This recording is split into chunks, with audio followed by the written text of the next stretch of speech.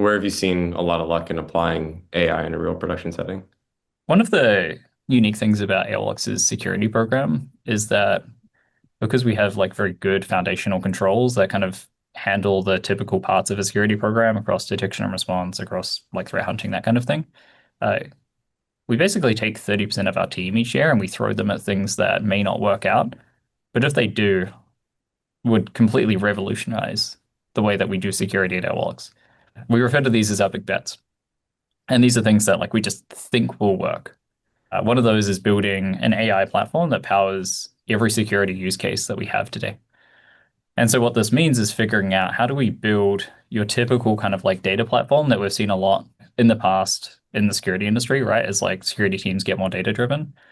And then figure out how do you empower every additional use case? So how do you build a consistent set of documents and information that you can use for RAG against like all of your GRC, like questionnaire filling out use cases.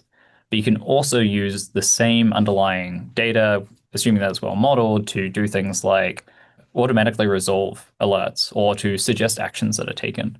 And because we're using AI to do this rather than like your kind of traditional monitoring approach of having more traditional rules, it allows us to actually build Airwallex specific response plans. To give an example of this, some alert triggers, it's on some, I don't know, pod somewhere in our GCP environment. Our LLM that we have is able to go and have a look at every ticket in history, all of our Confluence documentation, all of the Jira tickets for every other team, and from there come up with an opinion of what that asset actually is, and then contextualize the actual alert that we're seeing, right? If it's like some particular command being executed, we're able to say like, has this been run in the past? Is the service used for connecting to this other partner? Does that typically have like latency issues? Is it just an engineer who is debugging some really specific common network issue that you only know if you've been at that company long enough and you've seen that activity before?